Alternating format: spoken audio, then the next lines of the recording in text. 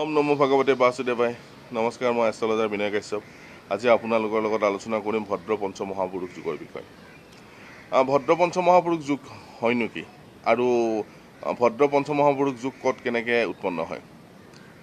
বুধ যেতিয়া কোনো ৰাশিত উচ্চ হয় বা স্বগৃহী হয়, কেন্দ্ৰত বিৰাজমান হয়, তেনেহ'লে আমি ক'ব পাৰোঁ যে জাতকৰ জীৱনত ভদ্ৰ নামৰ পঞ্চমহাপুৰুষ যুগ উৎপন্ন হৈছে।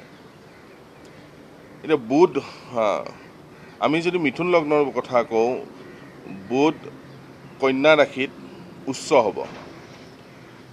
বুধে নিজৰ ৰাশিতে উচ্চ হয়, বুধ কন্যা ৰাশিত উচ্চ হ'ব আৰু চতুৰ্থ ভাৱৰ অধিপতি হ'ব। ইয়াতে আমি ক'ব পাৰোঁ যে বুধৰ পঞ্চমহাপুৰুষ যুগ, ভদ্ৰ পঞ্চমহাপুৰুষ যুগ অতিকৈ প্ৰাবল্য।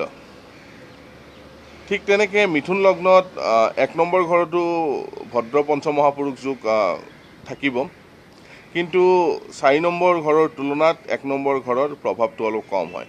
4 নম্বৰ ঘৰত কিয় বেছি হয়? কাৰণ 4 নম্বৰ ঘৰটো বুধৰ কাৰকত্বা বৃদ্ধি কৰে।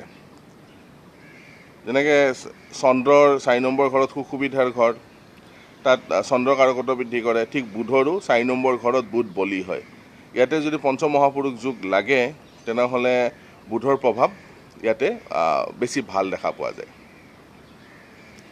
ঠিক তেনেকৈ মিথুন ৰাশিটো হ'ব ভদ্ৰ পঞ্চমহাপুৰুষ যুগ, কিন্তু 4 নম্বৰৰ তুলনাত কম।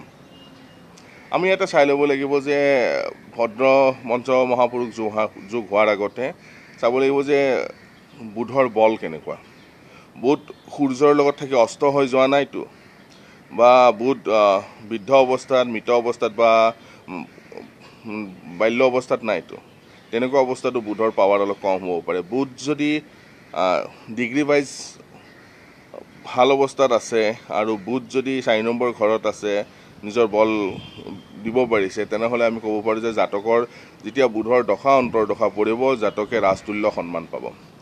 টকা পইচা সুখ সুবিধা গোটেইখিনিটো পাবই আৰু ৰাজতুল্য সন্মান পাব। ঠিক তেনেকৈ লগ্নটো একেখিনি প্ৰযোজ্য হ'ব, কিন্তু লগ্নত যিহেতু বুধৰ কাৰকতা ভাৱ নহয়, বুধ যিহেতু লগ্নত মজবুত নহয়, তো অকণমান প্ৰভাৱটো কমিব, কিন্তু 4 নম্বৰ ঘৰত বুধৰ প্ৰভাৱ থাকি যাব। ঠিক তেনেকৈ আৰু 4টা গ্ৰহ আছে, তেওঁলোকৰো পঞ্চমহাপুৰুষ যুগ লাগে, যেনেকৈ শুক্ৰ, শনি, বৃহস্পতি, মংগল। আগন্তুক ভিডিঅ'ত এইকেইটাৰ বিষয়ে আলোচনা কৰিম। আশা কৰোঁ এই ভিডিঅ'টোৰ পৰা আপোনালোকে অলপ হ'লেও লাভান্বিত হৈছে। ধন্যবাদ।